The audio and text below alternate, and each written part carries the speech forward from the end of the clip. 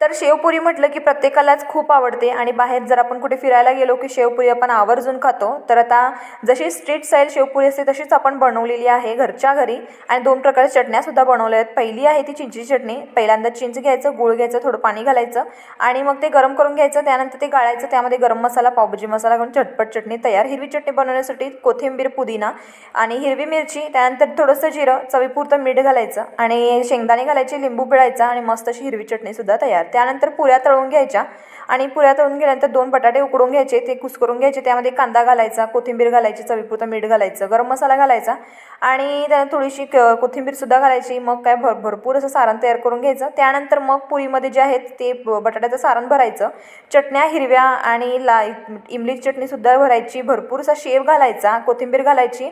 झटपट असा चाट तयार घरच्या घरी खूप सारा. तर बघून रेसिपी तुम्हाला पाणी आलं का तोंडाला? चला मग पटापटा सबस्क्राईब करा बरं.